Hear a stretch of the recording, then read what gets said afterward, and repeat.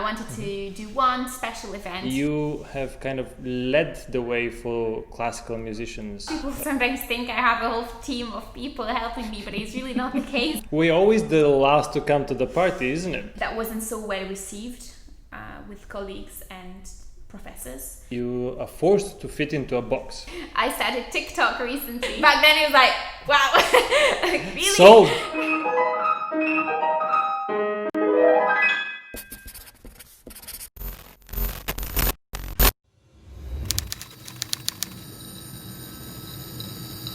What's up everyone, Evgeny Genchev here, and this is Swiss Struggle. Today, joining me for a chat is violinist Esther Abrami. She has had a unique path performing and recording around the globe and raising to prominence through social media where she has over 500,000 followers. Esther is really passionate about sharing her knowledge and inspiring the next generation of musicians on their path. So you can see why I'm really excited to have her join me on this episode of Backstage Swiss Struggle series. Let's go. Hi Esther, thanks a lot for joining me on here. And people don't know this, but when we last met actually in Berlin, we made plans for April to film this in London. True, and, yeah. How much has the world changed since then? Yeah, I hope you and your family have been safe and in these difficult times. And tell me, where are you at the moment actually? I'm in France, so I came back to stay with my family during this time, during the lockdown, and then just ended up staying here also for the summer, and we'll be going back to England hopefully at the end of the month. Alright, is that for school? For university, yeah. Okay, but actually, how was the situation in France? Could you move around much? I mean, during the lockdown, it was just like everywhere else, just stay at home. Now it's better. I don't know if I could say it's better. I mean, we can go around, but you know, it's not, life is not back to normal, and there's no concerts, and just even the just feels like our freedom has kind of been taken away. But you know, we'll see how it evolves. Well, actually, after all these summer holidays, people kind of assume that things are almost back to normal, right?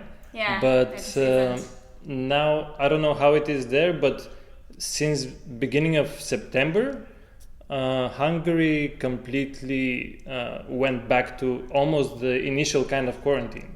They closed the borders. There no flights, no buses, nothing coming out pretty much.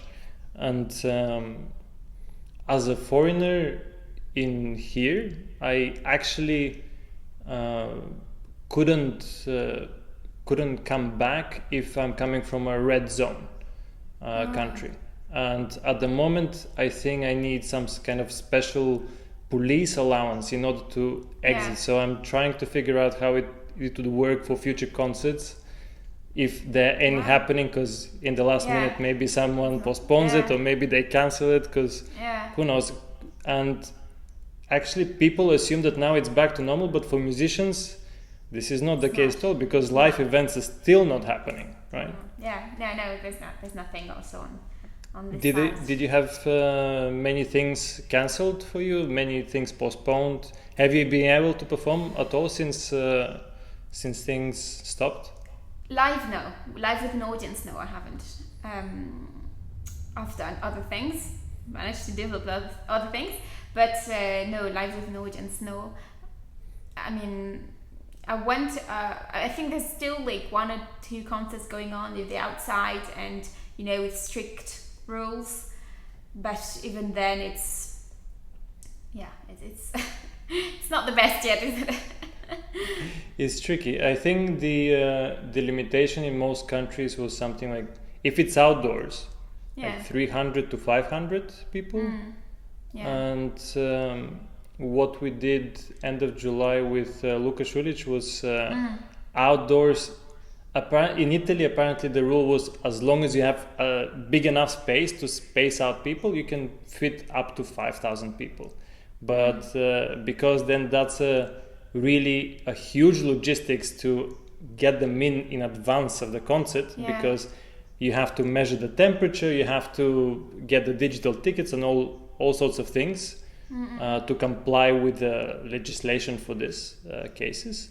Then I think we fit something like 2,000 people. That's nice. It's lovely that you managed to play again. Yeah. It felt amazing, and especially with Luca, we hadn't played together since our time in Royal Academy, and that was, I think, like almost 10 years ago. Before he went on this crazy stuff with two cellos. Yeah. But I remember you actually. I was one of the audience members for your YouTube concert.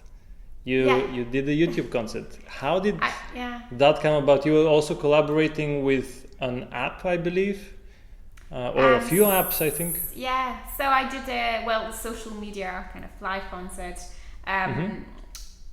That a lot of people have been, I saw a lot of people were doing it, but I kind of wanted to do something special.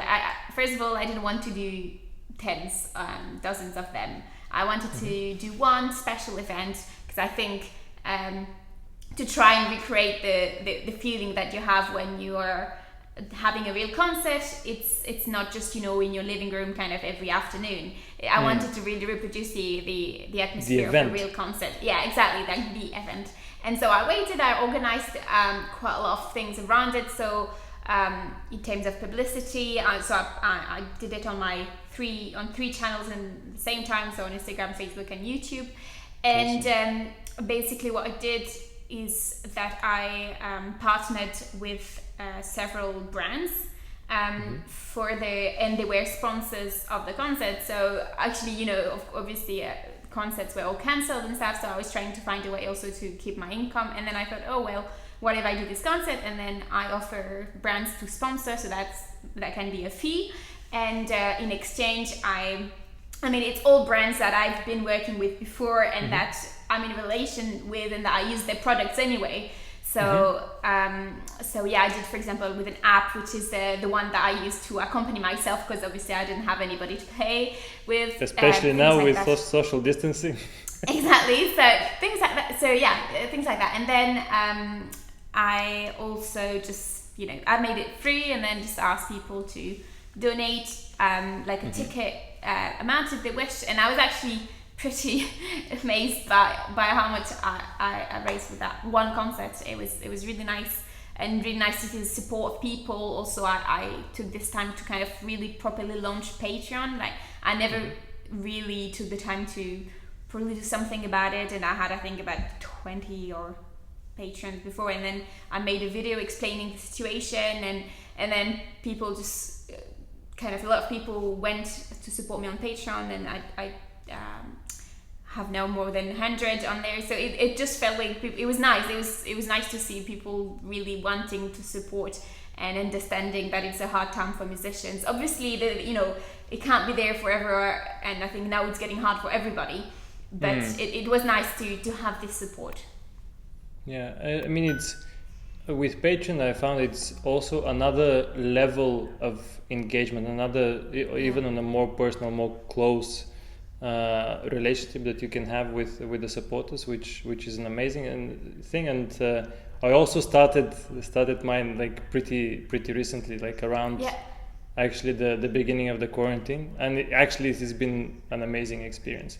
All the live streams and the just chatting with people and people that are so in tune with what you're doing.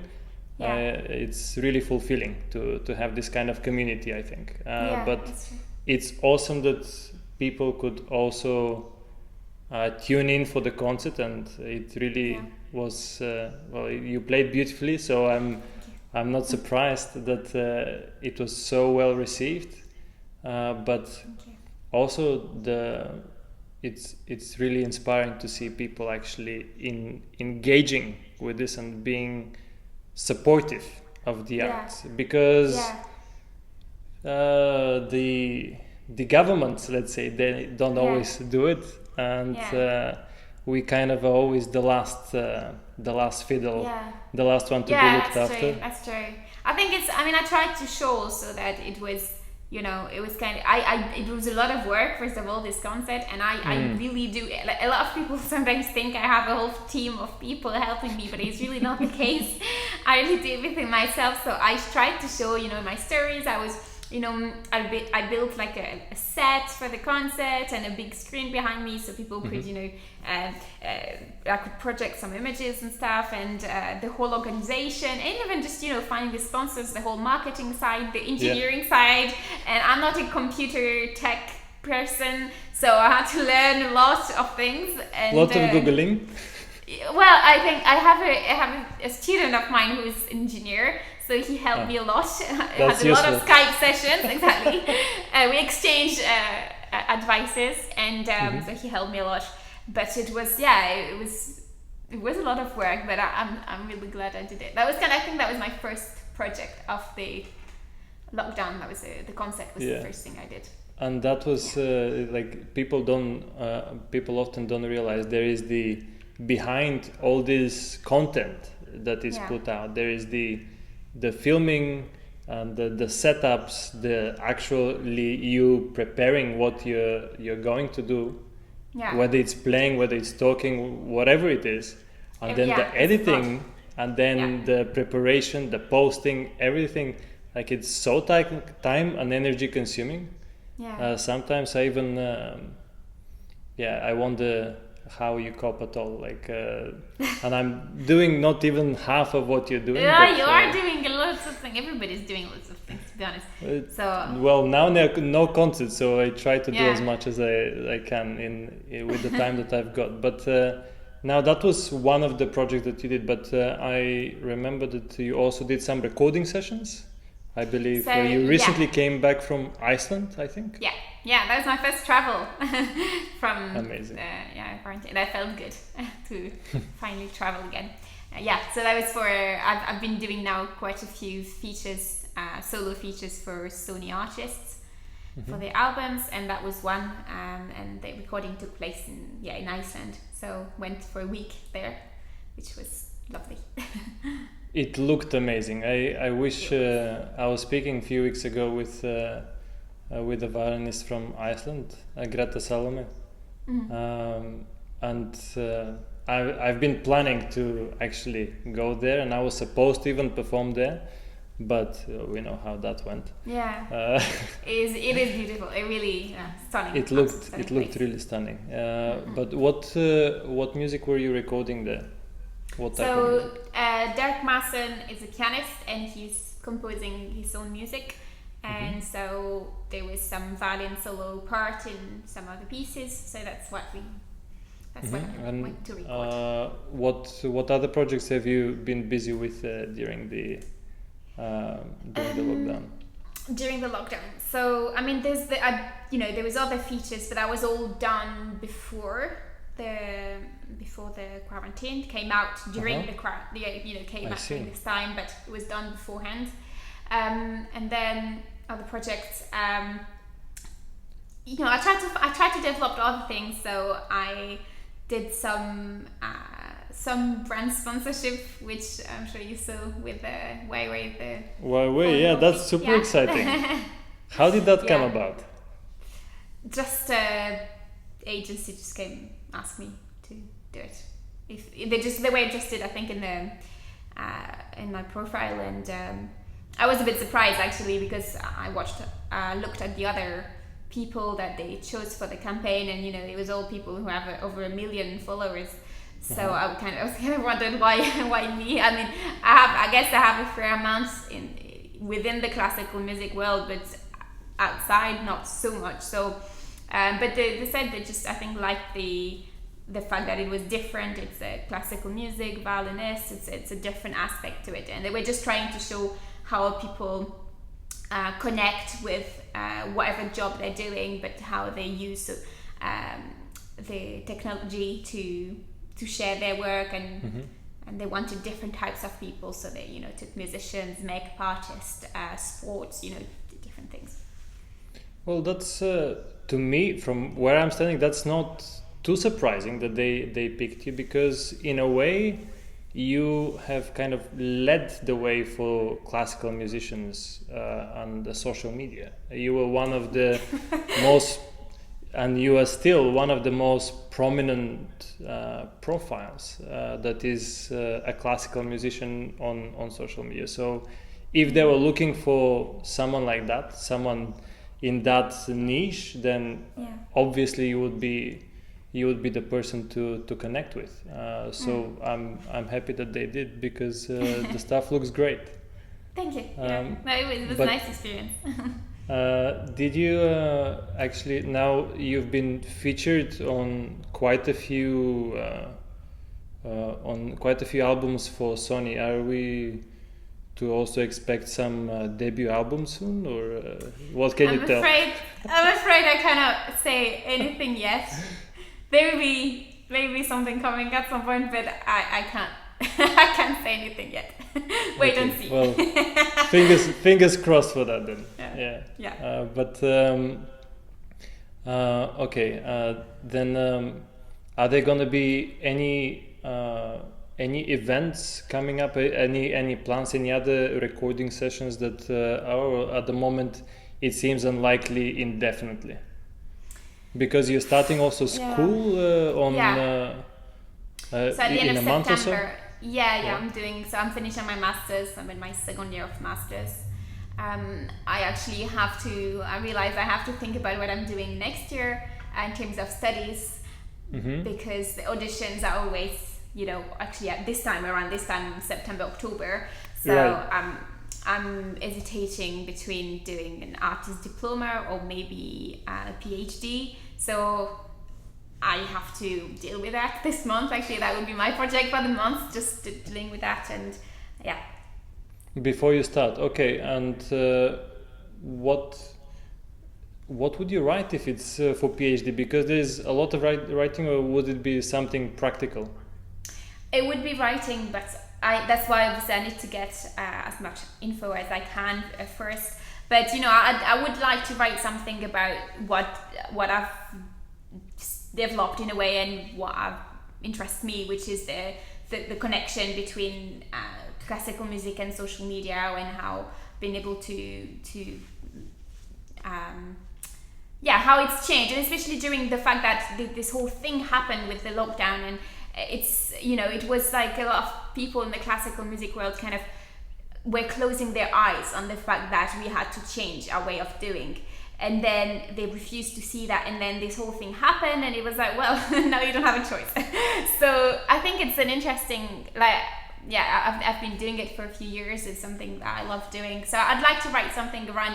That's why I said I have to work it out, because obviously I have to write a proper something very clear and proper, but it would be around this anyway, around this topic, I would hope. I mean, you definitely have the expertise, so I hope it. I think it's a very relevant topic, and as you said, it's people have definitely come more to terms with the fact that there needs to be also presence online, and they cannot avoid it in a way, because now every other performance avenue, let's say, or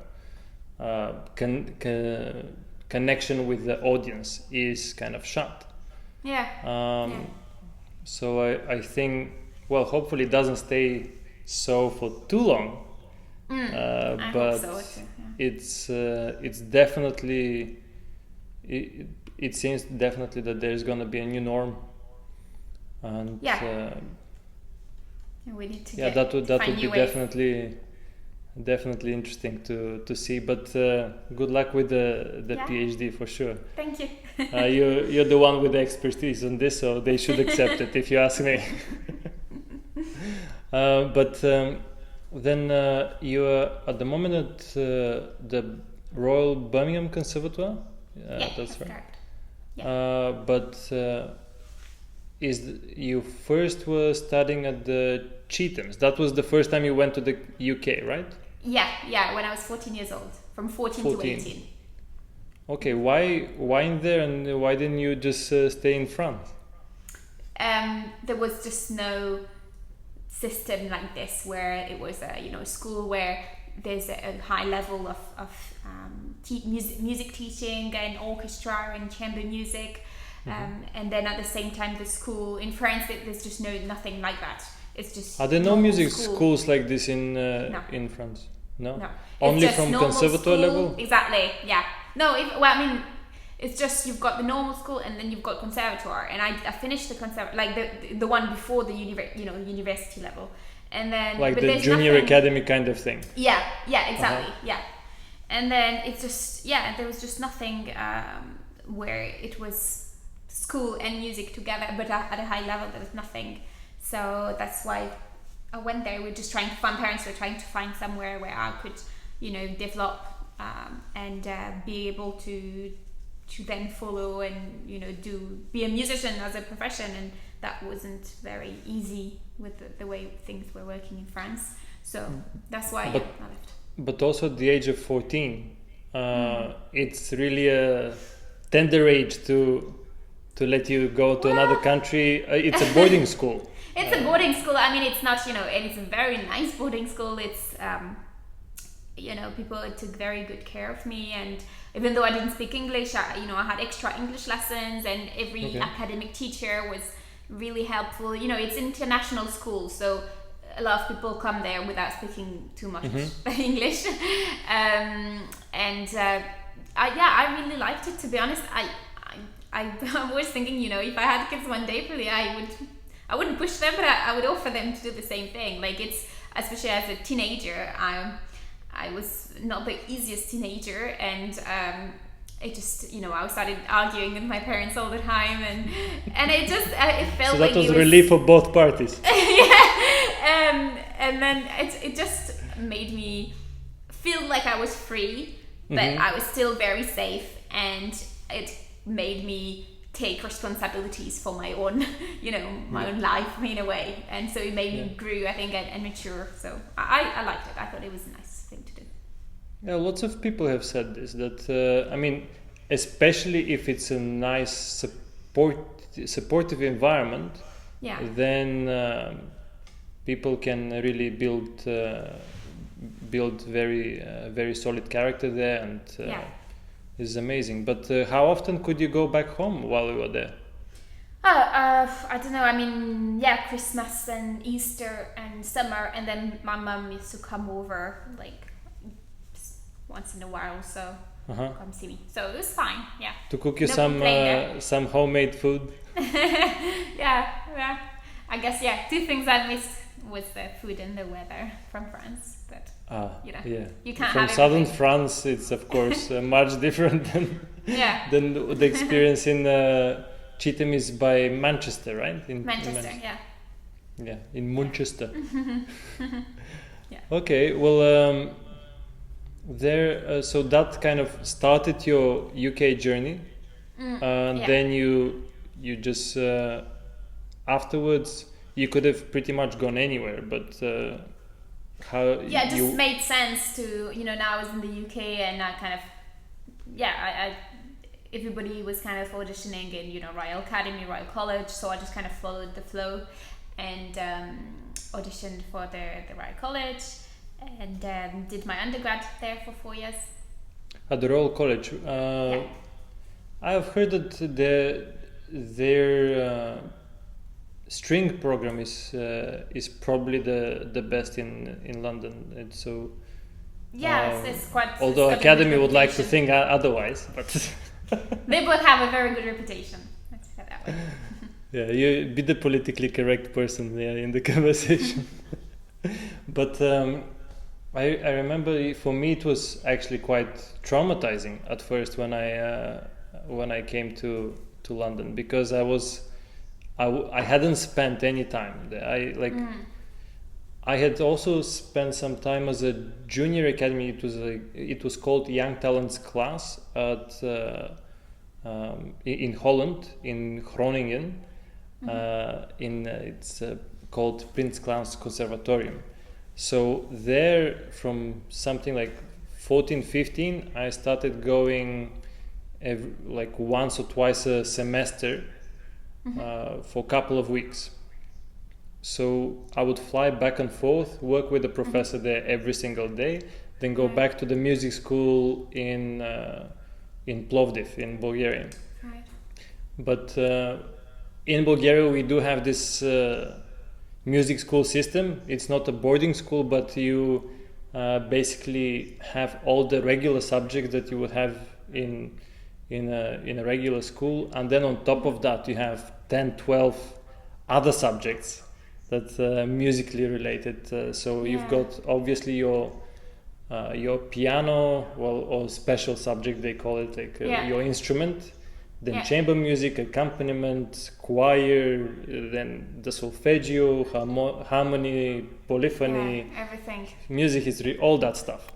So when then I came to academy, it was a bit of a difficult experience, because in spite of all this traveling, like for the first few months I was still in the mindset that somehow I wake up with the feeling that I'm going home soon, but I wasn't. I was there to stay, kind of. So it was I don't know whether you experienced that when you went to Cheatham's first, but that was definitely part of my experience. And then it was obviously the language, although I had spoken it at some kind of conversational level, and at masterclasses and all that, it was already a university level, so different experience again. Course, different experience, And at first although I had passed all the English exams and all that in order to study there, I remember that at first at the lectures I wasn't even sure whether I should write in Bulgarian or in English, which one was faster, because it was faster to translate, but I'm not really coping with it. I see what you mean. But then it was quite a depressing time and quite a challenging time for me, and it was really a shift where I was forced to kind of come out of where I was and kind of grow into and evolve. Otherwise, as you know, it's a very competitive environment. It's such a city where it demands the best, or otherwise you might as well be somewhere else. So what was your experience of that, coming to college, even though you were at the Cheatham's for a while, but now going to London? I mean, I think the fact that I went to Czechs first of all meant that in terms of language I was comfortable. When I arrived to the Royal College, I wasn't when I arrived to Czechs, but then that was quite difficult with the school and stuff, but then it kind of just I caught up and it was all fine when I arrived to college. So I guess that wasn't the difficulty, but as you really well said, it's London is a competitive, it's a big city. First of all, there's already four music colleges in London, main music colleges. So that's a lot. I think it's also the time you're an adult, right? So when you start university, you become an adult. You start having the idea that this is serious. This is what you're gonna do as a job, and it's it can be, I guess, difficult to also realize that. I don't know. I think it's maybe I think they're improving slowly. Colleges are starting to improve in terms of giving you help with building your career, but I think at the beginning when I was there, it wasn't something that was so popular, and I guess it was a change in terms of my first year at college. At the end of the first year, that was kind of my moment of realization. I mean, I spoke about it in a video, but it was, everything was okay happening in the college, but then I had this kind of moment of realization, like, how am I going to transition from being a student to actually making an income from what I do? Right. And that's not a popular subject in music. colleges. No. People don't talk about money. They don't like talking No. about money. And if anything, if we do talk about money, it's to say how poor musicians are. And that's what we get taught. That's what the first thing I got told was, you won't earn any money anyway being a musician, so you better not do, don't do that for the money, you do it for the love. You're going to practice so much, but you're not going to earn any money. And I don't think that's helping anybody in terms of building a career. It's a very negative programming, like this. It's, poor musicians, always poor musicians. Like, what is the deal with this? Yeah. I don't know. And now I realize it's really far from the truth. Actually, there's many ways of making income as a musician, but that's not what we get taught. So after the first year, that's also when I started social media, and I think that's what made me also realize the huge gap there was between the student world and the actual world of music. And I started social media, and then that wasn't so well received with colleagues and professors. Why? It was new. Like, we have to think about the fact that now everybody's on Instagram. Everybody's posting practice videos. Everybody. Which year was that? So that was 2015, 16, something like that. 2015 probably. That's not that's No, early. like even later, even 2020. Yeah, 2015. Yeah, but in terms of music there wasn't classical music. There wasn't so much on Instagram. We're always the last to come to the party, isn't it? With classical music, everybody needs to be doing it, and we're like, maybe that is okay. Yeah. Well, at the time, Instagram was popular amongst many other things, but in classical music, it was like, no, like, what is this? Why do you need this? Yeah. Why do you need this? Why just go to Wigmore Hall? Yeah, this is not serious, and so this is why it wasn't so well received. And I think that's also why I had a moment where I didn't feel so good, because it kind of felt like, I was either on one side or the other, and I couldn't put a foot in each. I had to choose my, right. and I chose what I felt made me happier. So I enjoyed social media. I enjoyed putting clips of my practice, and it was lovely to interact with people. I used to feel quite lonely before that, and I used to also feel like I was doing a lot of practice for absolutely nothing and for nobody to hear it, apart from, it's just, I don't know, I just felt like it wasn't for me. And I'm not saying that it, I don't want to sound negative, because I think everybody's different, and everybody's different, and everybody wants to achieve different things. But for me, I didn't feel happy just, with exams and orchestra and these things, and just having this in my life as the goal, and as what I'm talking about is, if I got a good grade in orchestra except, or if I am sitting front row in the orchestra, that just didn't make me it doesn't satisfy myself, and I wasn't very happy. And I don't think we need competition. I think there's space for everyone if we each develop our own, what we want to do, our own personality.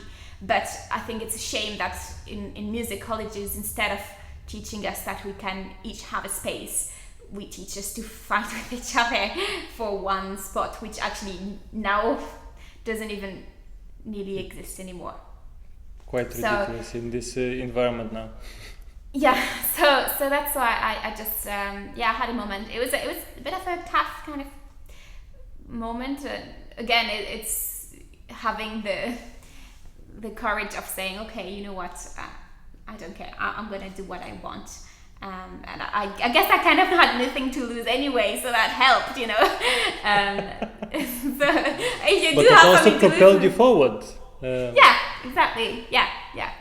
So I just kept going, and now I sit. But in a way, now I see, all the people that were, well, not all the people, but a lot of people who would never have been on Instagram before, now I see them posting practice clips and stuff like this, and even asking me sometimes for advice on how to do it. And I think it's nice. It's nice to see that people are moving. But what's still surprised me is that people don't really seem to learn the lesson in a way that Instagram is great, but it's not. It's quite saturated now in terms of I think what's nice is to bring something new to the game in general. If you want to find your own way, you have to bring your own thing, and so bring something new. But that's not something that's encouraged so much, and we kind of told more to stay in our place and not experiment too much. And even now, what I see on people posting is just a lot of the time just the same thing that's been done over and over again, and people don't seem to be taking any risks into what they're doing. So I don't know, like, for example, I started TikTok recently. I've seen this. This is like, this also confused me so much. Like, how do you at all manage to like be so present on all these platforms? Like, where do you find the time? And also, obviously, to work on your craft, and then also to have just the time to create these things takes a while. Yeah. But also to think about it, to invest the time to some research, like what is trending, what can I implement, what is going to be the idea that I incorporate so that it works for me and what I do. Exactly. This is very time and energy consuming. So it is. Yeah. How do you deal with that? Let me pick your brain.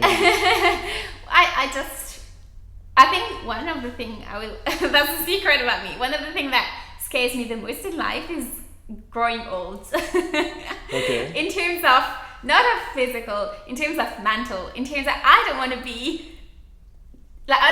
hear teenagers speak and be like, what are they talking about? I don't want to be that adult. I don't want to be that mum who's like completely lost with what's going on in terms of what the teenagers are doing. So I'm 23 now. And funny enough, for TikTok, that's old. That's considered as old because TikTok is the new generation. Well, it always starts. I should not even consider it then. No. It always starts like this. Instagram started like this with youngsters, and then it develops and it evolves, and then everybody goes on it. So, but the thing is, it's nice to get there early, so there's less competition. So when TikTok started getting popular, I just realized, I thought, okay, maybe I should try and understand.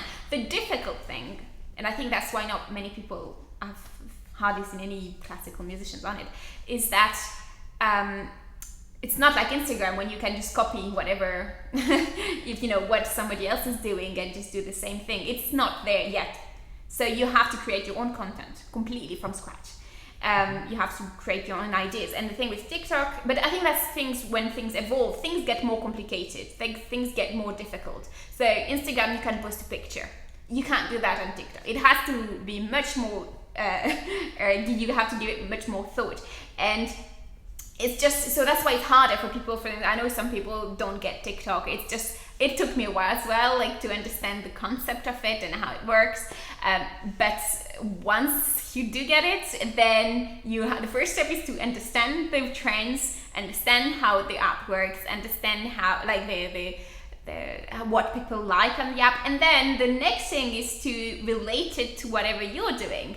Which TikTok is not the app made for classical music, definitely not. But there is a space, like there's some videos I've done which have worked so well on TikTok, and I've got millions of views. And it was just finding relate to whatever trend is doing. You relate, for example, for me, for the violin and classical music. And it's a good exercise because actually I think we do have to do that in general. And I enjoy the fact that TikTok is a very young audience. So, I try and have different types of audience. So I have Facebook, and on Facebook my audience is a bit older. Then I've got Instagram, it's kind of middle-aged, I would say. And then YouTube is a bit different. I think YouTube is from all kind of different ages. but also a different type of audience. And then TikTok has brought me a completely new audience, and it's grown really fast. Like I'm on 160,000 followers. Wow. So it's growing even faster than Instagram in a way. Yeah. Yeah. But that's it's true. It's there is not really a translation from one platform to the other. There are different demographics, different types of people. So you just build audience kind of almost independently on each platform. That's interesting. Yeah. Which is from one side it's frustrating because you're like already like I've got so many followers on this place, like why can't I just bring them into the next one? But that's not how it works. Yeah. But at the same time, this is amazing because then there's gonna be maybe 5 to 10% that convert to certain platforms, but at the same time you're building an even larger audience over time if you successfully manage to engage with people. But I think you need to adapt, and I think that would be the biggest advice I always, when people ask me, I just say you have to adapt because things change. Instagram used to be super popular amongst youngsters. It's not anymore. TikTok, it's true. It's just it's not anymore for many reasons, but it's not as popular anymore. It doesn't. You can't grow ITCD on Instagram now that you could 3 years ago. It's just the way it is, and you can't also, I think, base yourself on only one platform because if anything happens, you lose everything. So I think we have to know how to adapt, and I think that's often the quality that is lacking with classical music is it's the ability to adapt. And I'm not saying that on being on a high level or anything. It was hard for me. It is hard for me, but for anybody, you have to learn how to do it. But this, as you said a bit earlier, this is again something that is not implemented in our system. First of all, coming there in this competitive environment, and you're there, and you're all of a sudden put. You are forced to fit into a box, and you either need to fight for this orchestra place or for this ensemble place, or are you gonna go to a competition and win it? Or there is pretty much no other way. And people who do it just from concert invitation, that is like struck of luck, or this is like the wonderland, or why can't I get this manager or organizer miraculously listen to me at my concert? And this is even more so actually in the environment in Eastern Europe. It's so limiting the way you have always been programmed. There is this way and only that way, and you kind of have to destroy your own programming in order to give yourself a chance. Because lots of people, I've noticed that in music colleges they get so involved that this is the entire life of music, and it's like the umbilical cord doesn't stretch any further than the practice room, the college grounds, the cafeteria, and maybe in your case the Royal Albert Hall. And that's it. Like that's life, and they live in such a bubble, and they think that things start with this and end with this. But while, for instance, in other colleges there'll be always career centers and always workshops and whatnot to meeting with future employers. What could be the next thing? What am I working towards? There's always a clear idea of all the possibilities that one can take, and the jobs that one can apply for. With us, we kind of, while we're living in this bubble, it's like completely clouded by it. Then you finish the bachelor's, and then all of a sudden, actually, what am I gonna do? Have I got 100 concerts a year yet? No. Okay, let me do masters. You do masters. And it's like, okay, well, you're again in the bubble. You're still like, maybe you try 1-2 competitions, or maybe it didn't work out. I wasn't feeling myself. Maybe I need to practice more. You finish the masters, next thing you know, my career is not still where I want it to be. Like, what should I do now? Like, now what?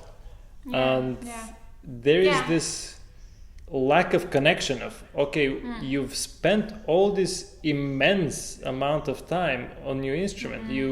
You build this proficiency, you have the knowledge, you've been in one of the top schools, and yet it's like you go back to the programming. Well, musicians are poor. That's how life is. No, there are plenty of opportunities, but we're just not programmed to look for them. As you said, now with TikTok, you need to adapt. And obviously, this is not trying to make any excuses with this. Obviously, this is a transitional time. This is a transitional time in this past 15, 20 years for entire generation has been a transitional time. And now it's even worse. But now we are forced to adapt. But we're forced to adapt. beforehand, it's there's so many shifts that the previous generation just doesn't accept. That's why they're also not in college. They just try to distance from it as much as possible. And if you have the guts to deal with it, then great for you. But most people don't. Most people are not so proactive. There are very few people that I've seen that don't take for granted that, okay, I'm in the college now, they're gonna look after me. There's this, like, don't look for the opportunities there. Life doesn't exist in the college. Life is outside. And there is this shift that needs to be made. It does, but I think, as you said, I don't think there's any proper teaching of teaching us how to think outside the box, how to understand that, as you said, it's a whole life. The life starts outside of the music college, not inside. But actually, one of my goals in the future would be I'd really want to develop an online course on teaching, young musicians how to, to share my knowledge. Anyway, I don't want to pretend that that's everything at all. But it's just I learned quite a lot of skills and things by doing. Taking my own way and my own path, and I'm quite happy with how it turned out. As I said, we each have our own dreams, but in terms of my dreams, I'm happy with what I achieved so far, and it's thanks to taking things the way I wanted and learning all these new skills. So it would be I always thought, I'd love to actually help, and in music colleges and places like this where it's the place, and there's so many things that can be said to help us in general, which are not said. There's so many jobs, like just in general, outside of playing concerts or being in an orchestra or being a teacher. There's so many jobs where you need a music degree and which are well paid, and you can live happily ever after. And we are not told that, or it just looks like, we just I don't know. It's a very strange thing, but there's a lot of things that could be said. But as you said, also the fact that we spend so much time on an instrument compared to anything else, compared to learning how to do some marketing, compared to learning how to communicate with people, how to make contacts, how to apply for other jobs, how to have other skills. Like, it's amazing to be great at your instrument, but that's a given. That's a given. It's a given. Then you need to be grounded in reality as well. Like, you can be amazing, but if you're just in the practice room doing your Paganini caprices, why would anybody hear this? Like, how could anybody do it? You're just in some underground cell without windows doing it. Like, this is not how it works. It's not. I know, but and I think and I totally admit it. There's so many violinists out there who are 1,000 times better than me, and I totally I know this, and I know this is sometimes why I got some criticism from other musicians. I mean, I don't have to complain. A lot of people are very, very nice and kind, but there's always a few people that tend to criticize what you're doing. And I understand their point of view, which is probably they think, they are much on a much higher level, and they should be having the opportunity that I'm having, and for them it's unfair that I'm having this. But unfortunately, it's the way it works. It's if people know about you, if you're somebody that is easy to communicate with. Because that's also one thing, to actually just be a nice person to work with, and you see them online and they seem, like, oh yeah, I'd want to work with them, then that's how it's going to work. And it's not always based, as you said, the skill is a given up to a certain level, obviously, and then after that you need other things, and it's always a combination of factors. The same way, for instance, 100 years ago, Busoni was saying that an artist needs to, for instance, have knowledge of literature, knowledge of art, need to have read this and this, and have seen this and that, be aware of architecture, all these kind of like a list of hundreds of things. And then that wouldn't be, if any of them wouldn't be present, then it would be audible in every phrase that you play. Now this translated to our time, it's all still relevant, but at the same time you also need to make sure that you're well-rounded, because as you said, you need to be able to communicate, not just through your instrument, but also as a person-to-person communication. Also, you need to have these skills of how to market yourself or how to produce videos, and that kind of talent, and also drive to adapt and to look for opportunities, like invest time in this, exactly. because otherwise it doesn't work the same way. And well, people are just stuck. When this lockdown happened, a lot of musicians were saying, oh, I don't have anything, I don't have any professional equipment, and I don't know how to film, I don't know how to do this, and it was a realization. But actually, if anything, I think we should be taught that in music college, and it's happened 100%. Like this now. We have to do it now. We have to have good equipment to have our lessons. We have to.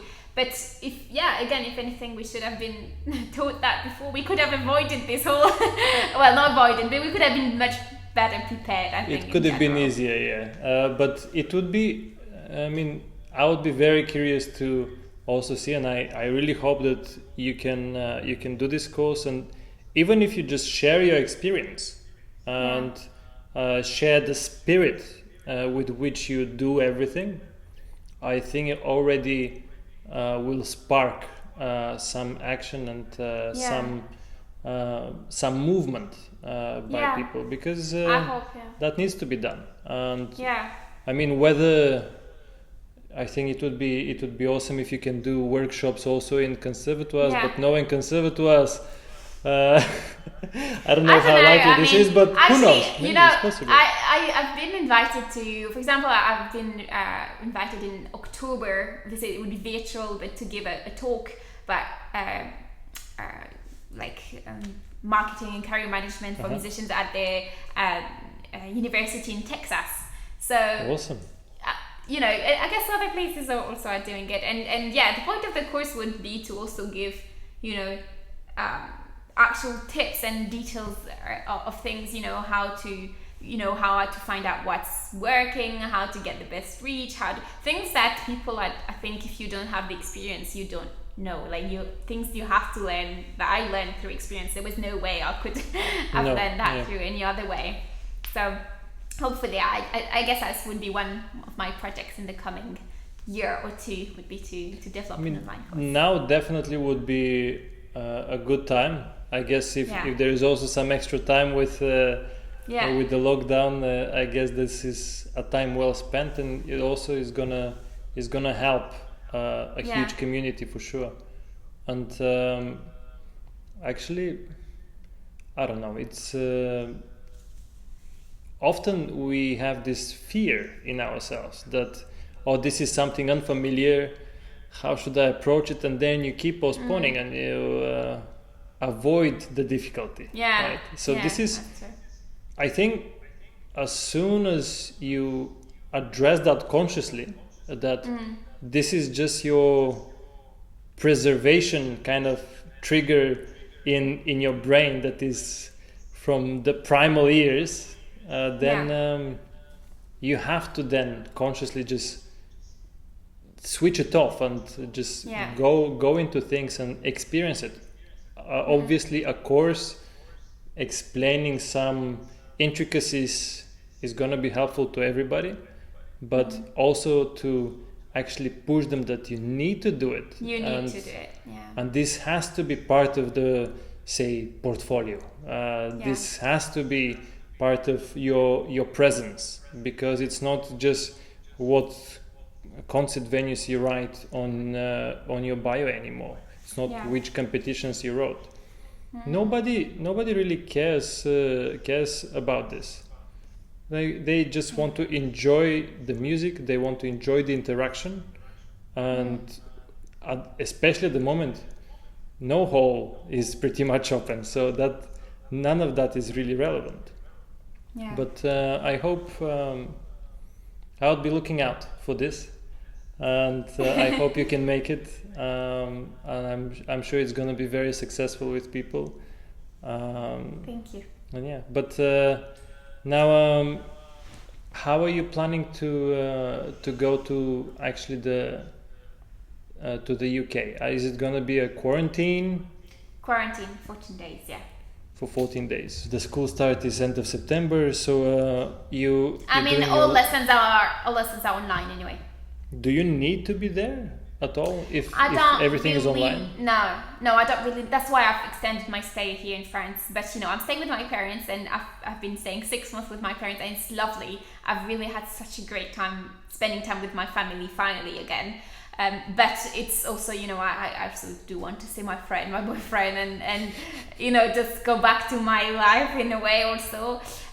Even though, I could, I wouldn't mind staying here. But I stayed here until, for all the summertime and the sun, and then I'll, I can definitely relate to that. After a while, after you're already accustomed to live independently, do your own thing. And as great as it can be, taking this kind of pause and spending quality time with family, it's still obviously this based on your stories, it's really beautiful there, surrounding and everything. Still, it's good to actually move out of that to feel some longing again, to refresh. No, that's right. And how actually did you come to, after the college, to go to Birmingham? Because most people generally, as a tendency, they prefer to stay in London, as they see this as the peak and the capital. Most of the things are happening in London. So what made you actually go to Birmingham? So I when I finished my last year of college in London, there was just a few things that meant I wasn't I didn't feel like I had to stay there. It wasn't I've had a good 4 years, but I didn't have any feelings of like, I want to stay in this place. So I auditioned for other places too. I auditioned for there and other places too, and I wanted to see how it was in other places also. I'm a very open-minded person in general, and I also get bored quite quickly in terms of where I am, and I love changing. So I did an exchange. I went to the Manhattan School of Music in my 3rd year. Did you? I didn't know. Yeah. And last year I went to the China Conservatory in Beijing Awesome. for a semester as an exchange. So I love changing environment. I really love it. So that's why I wanted to also see how other places are like. And so I auditioned in Royal Birmingham because I had heard, the place was actually gaining a reputation, and it seemed to grow quite a lot. And so I auditioned, and the audition went super well. I was really well treated, and they were so kind with me and just extremely interested in me studying there. I felt really welcome. I loved the place in terms of the building as well. It's all brand new. There's so many practice rooms. You don't fight for a practice room. You can practice 4 hours, book a practice room for 4 hours. That's like, wow. Back then it was like, wow. Really? Sold. Sold, yeah, exactly. And even then, even if you don't book it, like there's plenty of space. There's recording studios that you can use for free anytime you want, with an engineer, working for you. It's just loads of things that were made like this that I just thought, what? Yeah, and I received a full scholarship to study there, and it just felt like the right place to be. They also were very flexible in terms of my engagements if I had to miss something. And I also found a teacher I really liked, and I'm working still now with that. Is really helping me and is very present with me in my projects, musical projects. That's amazing, but it's very often actually undermined by people the importance of the place and also the connection with the teacher that you have. Yeah. It has to be a conducive place. It has to be somewhere, especially creating art. After all, creating music, you need to be somewhere where you feel comfortable, where you feel welcome, where there are no stops to your flow.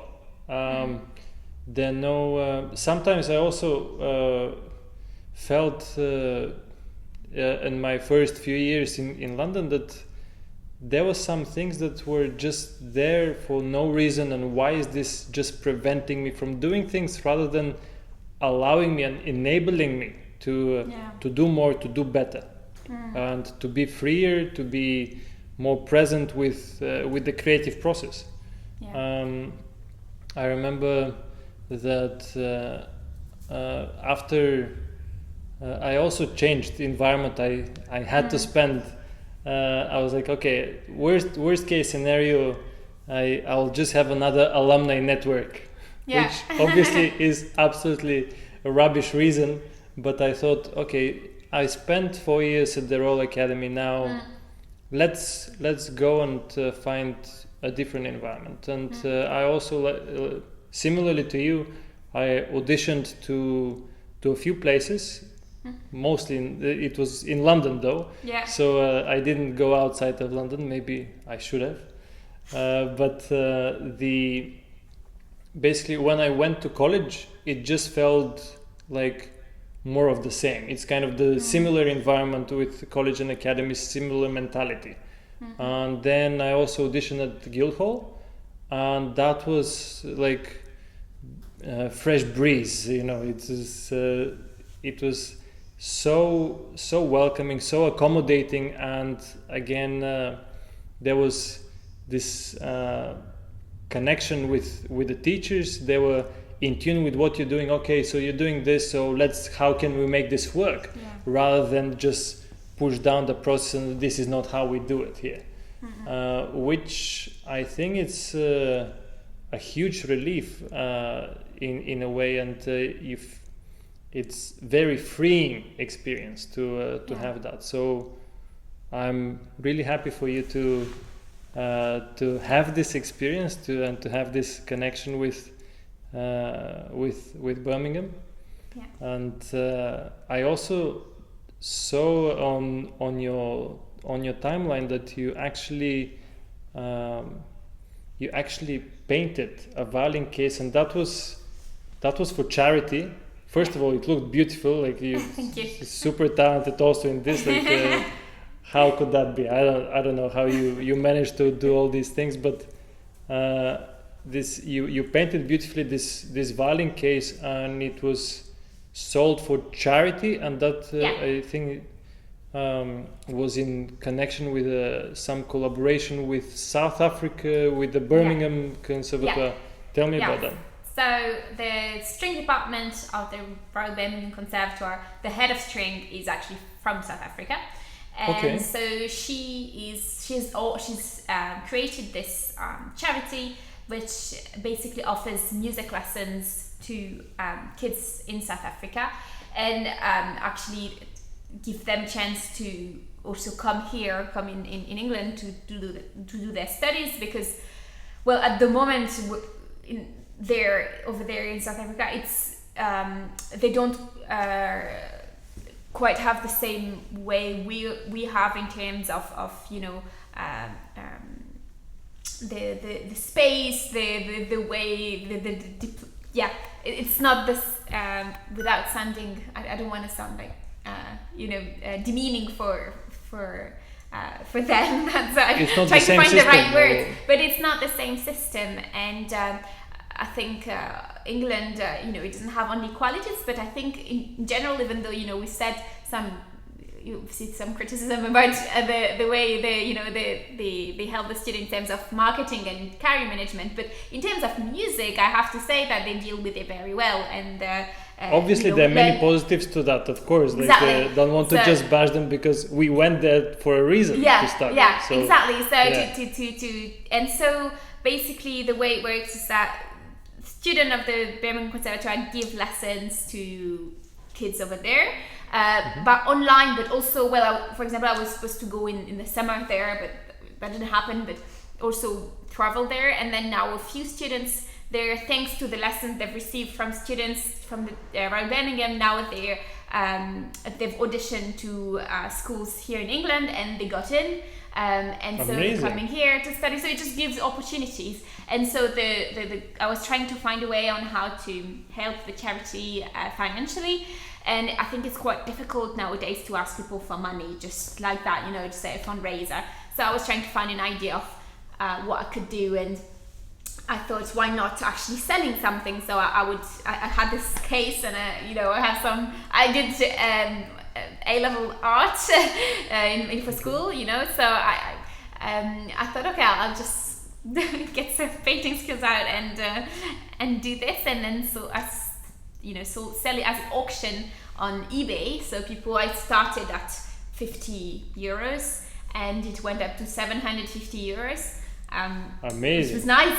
Yeah. So people just were betting, and then somebody in Germany bought the case and was really happy with it. And I think the fact that also they knew it was for a good cause that they were buying the case, and then it was something very special. That's a beautiful idea, of course. So sometimes I was trying to find things to do like this for also for charity, but ways that it's not always easy now anymore to ask just people for fundraisers. So I'm trying to find ideas. Actually, one of my next ideas is that, because I'm moving into a new apartment, hopefully, if everything's going well, in October or November, so I'm gonna have to make a big tidy up in all my stuff. So I was thinking, actually, I've got lots of I've got quite a lot of clothes and a lot of things, objects and stuff. So I thought, maybe I was trying to get the idea, maybe I can sell these and give the money to charity, make an event on my social media saying I'm selling my stuff. I think maybe that could be a nice idea, and say and then the money is given for different charities and stuff like that. That will definitely help with the moving with the moving process, because I know that I've moved, probably there was 1 year where in London I moved something like 6 times. Don't ask me. It was a horrific experience. Yeah. So every time I was just cursing myself. Where did I accumulate all this rubbish? Like why am I? Well, actually, like even sometimes it's not like it's actually like I've got loads of stuff that I like is of value, but I just have too much, and so I think I'll probably do a sale and a bit towards the minimalism, especially before moving. It's always useful. Yeah. And but aren't you like I don't mean to get too political, but aren't you a bit worried about Brexit, no deal Brexit looming around the corner? Well, I've actually now got permanent. How do you say it? Permanent stay. Well, I can stay in England for as much as I want. I'd like to apply for citizenship at some point. And I don't know. I think I'm not too worried in a way that, especially I see how things are going now. All my work is online. Literally all my work is online, so I don't find like not it's in terms of work difference. so much, but in terms of also the fact that there might be some shortages. For instance, my brother is still he's got the citizenship, his wife is there, his children are there, they all work there, so in a way I'm a bit worried, because now, because of the quarantine, the supermarkets for a few weeks were almost completely empty, and now if there is any complication with the exchange, I don't know what are they gonna do. It seems that it's gonna be something last moment. Then there may be big shortages of things, and it's just concerning. And I mean, for safety reasons, like I hope you will be fine there as it comes. I think I don't know. I mean, I'm a positive person in general, so I think I hope it works out. I think England is a strong country anyhow, and they've always managed so far. So I'm sure we'll be fine. I'm not too worried. Hopefully. Anyway, I have so many other things to worry about. I try to take one thing at a time. Fair enough. And now you've got, obviously you've got many talents, but I also noticed that you play the piano, and you posted recently a couple of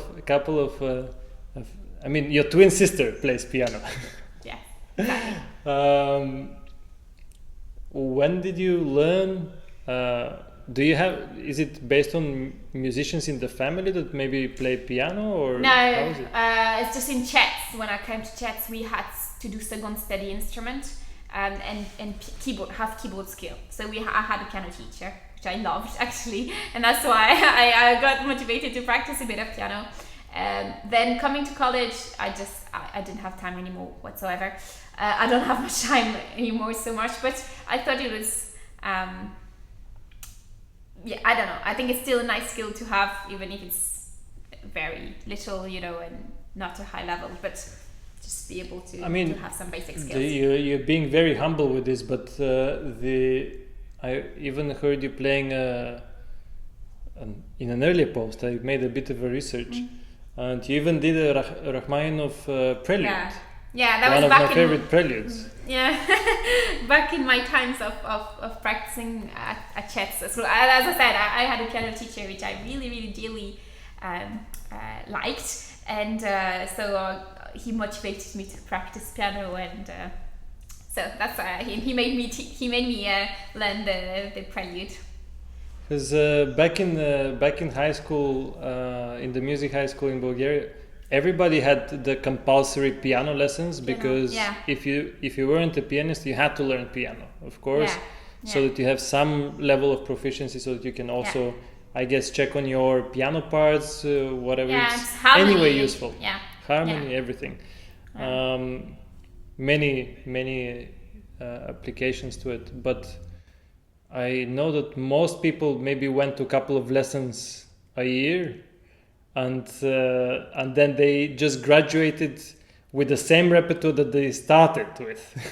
So they just kept recycling pieces every year, and to get to this kind of level where you can play even Rachmaninoff pieces, even if it's not Rachmaninoff concerto. Obviously, you're not a pianist, but a violinist primarily. But still, it's very impressive, and not a usual thing. But it again comes to show that if you have the right connection with a person, the right environment, and also you have this drive to explore new things, and also you have this love for music, then this is only, I think, the natural thing to happen, which is amazing. And actually, I've seen that on top of everything that you're already doing, like all the social media presence and all the recordings, playing piano, being able to draw, and all these skills, you also find time to also look after your body. You do yoga, you exercise. When did you start that, and did you feel the need to do it? How did it come? It started with yoga actually. I just, violin is quite tough on your shoulders and neck, and I was trying to find something that would help with that, and I thought of yoga, and it did help a lot. So now I do yoga nearly every day. Nearly every day, so it's helped me a lot. It keeps helping me a lot. I feel like it does so many things at the same time, and I mix it also with meditation, and it helps me mentally, it helps me physically, and then I try and go also running, do some sport, just try and still be active and make my body move, because actually when we practice, we in one position. When I'm on the computer, I'm just sat there, and I want to keep shape. Actually, I shared that in my stories. Like yesterday, I got somebody sent me a message saying, asking me if I was putting on weight, which I got quite self-conscious about. So even though it wasn't the nicest thing to message me, but yeah, I'm trying to take care of myself. I don't really bother about weight, but just feeling good and feeling energized. But what kind of yoga do you do? I do mix, but I usually start with very calm and kind of just some stretches, stuff like that, and then I do with some flow, a bit more active kind of yoga, and I try to do mix of different. Because I've been doing it on and off for a few years, but actually I think since now just over a year it's been that I do it pretty much religiously every morning. Oh, that's nice. And that's lovely. It's Iyad was actually teasing me for it, that I wake up at 5:30 and I do my yoga and my meditation. But I find this, as you said, this is really crucial, especially if you are spending the entire day at the piano or at the instrument, and then also at the computer. This is very necessary movement, very necessary stretching, because you need to look after your body in order for it to be able to deliver you the necessary results, to use it as a tool to have all these to be able to do everything that you need to do. I saw that during now your time in France, you've been enjoying during your jogs the very nice scenery. Yeah, it's very nice scenery. Yeah, very nice. It's really enjoyable in the morning, and it feels. I don't wake up at 5. I have to say, it's not as early as this, but I do try and wake up, rather early. I guess around 7 a.m.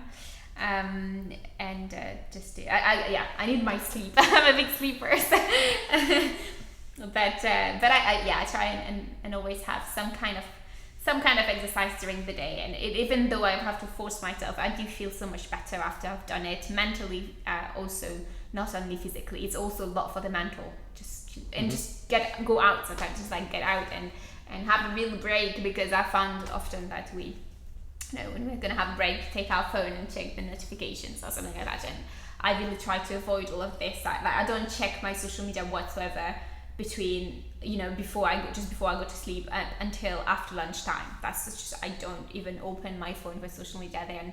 I try, because it can be quite hard for mental health, so I try and have that.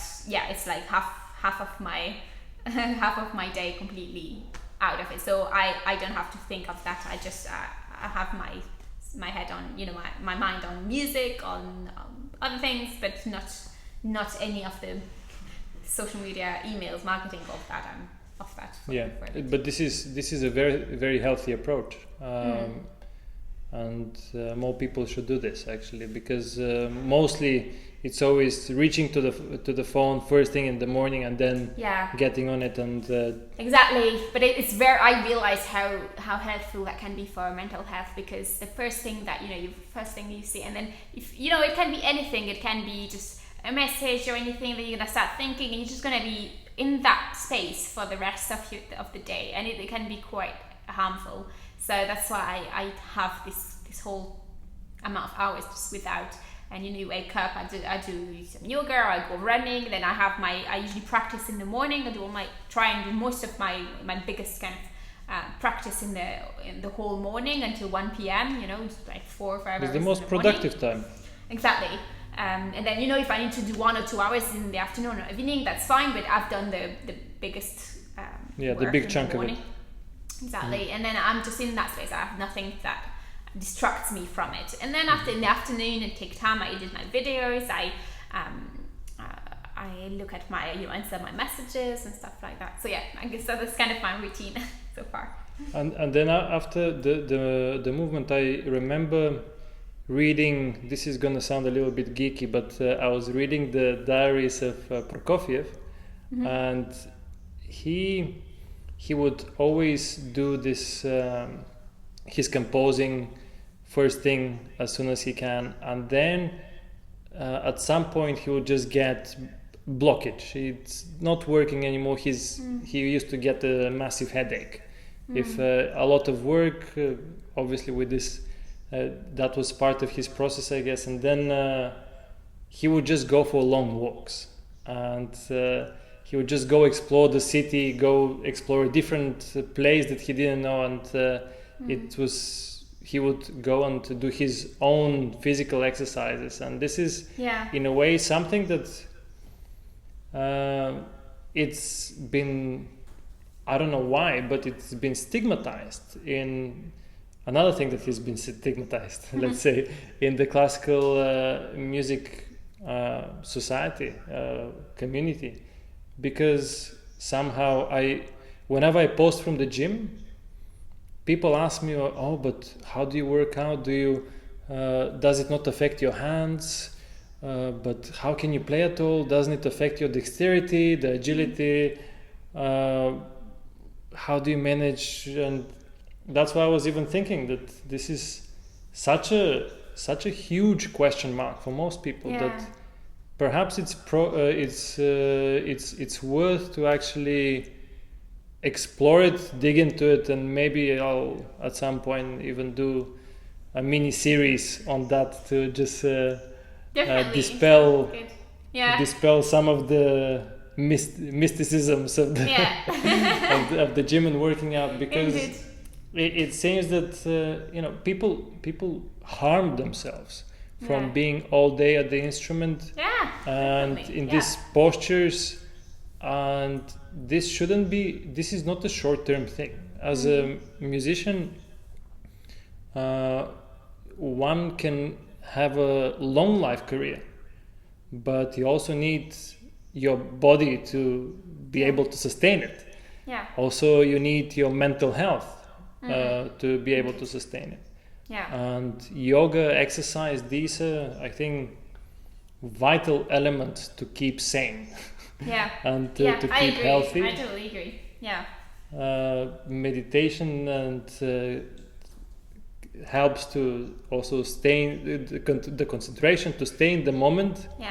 And I even found that this helps immensely to the live performance. Because when I was young, let's say in high school, I would often lose my temper if something didn't go wrong, or I would at some point find myself in the middle of the piece without realizing how I got to there. because my mind would just wander around and I would just go automatic instead of really being present and controlling everything and really being in the music. I was somewhere else, floating around.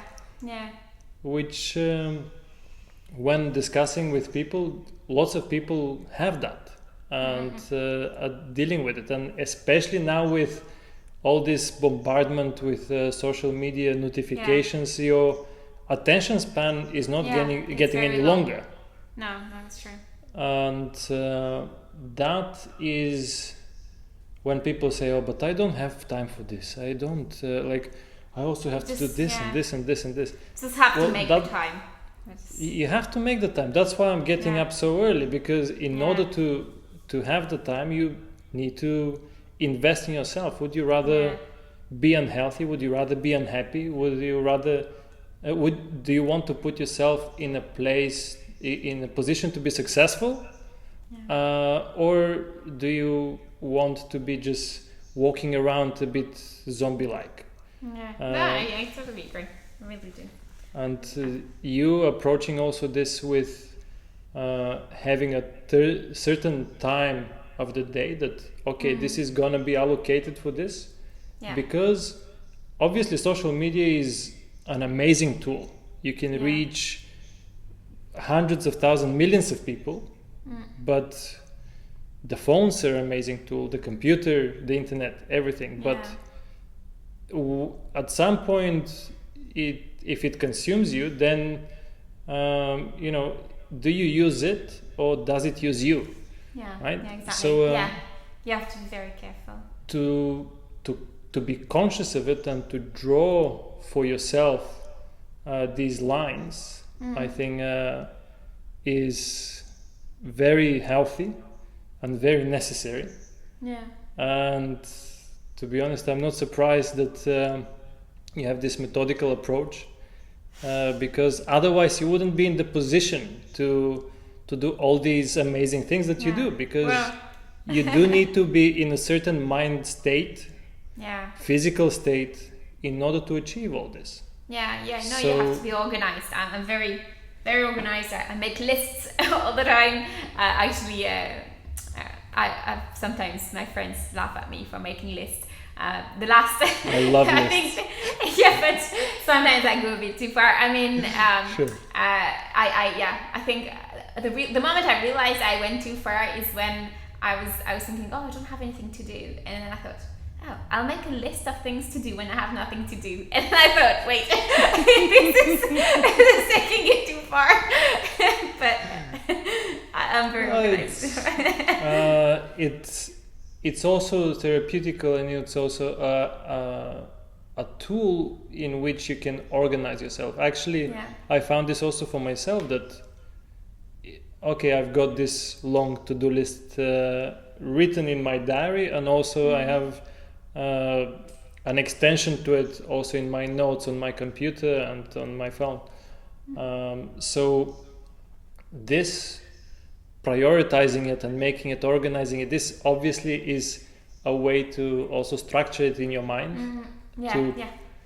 And if you don't set a particular goal for the day, then you are being active just for the sake of being active is not going to take you anywhere. It's the same thing with that I've spoken actually in some of the videos that I made. It's if you just sit to practice for the sake of practice without having a particular goal in mind, what am I going to achieve today, what am I trying to do, then it's not going to take you very far. It's the same thing with exercise. That's why the first thing that they ask you as the personal trainer would ask you, what are your goals? So then you can follow through this. And we sometimes get so caught up in things that we forget about it. So I mean, they can make fun of you as much as they want, but it's actually, I think it's a very practical and very easy way to just structure your day and structure your time. And when you're as busy as you are, it's necessary. But I mean, It's been lovely chatting with you, and it's I had a really nice time. Thanks so much for joining this. Pleasure. I hope that we can do this next time in person. Perfect. Yeah. But you have inspired and connected with thousands of people, and I hope this can further give them like a little bit more insight on your process and your life and your mindset, and inspire them to push themselves further. And yeah, thanks again for making the time. Stay safe. Thank you for having me. Take care, and hope to see you soon. Yes, I hope so too. Alright, I hope you enjoyed our chat with Esther, and it gave you a new level of understanding what's the process and the mindset of a successful musician. Remember, give this video a thumbs up, smash the subscribe button if you haven't already, and click that bell icon so that you never miss a video. Thank you so much for watching, and I'll see you in the next one.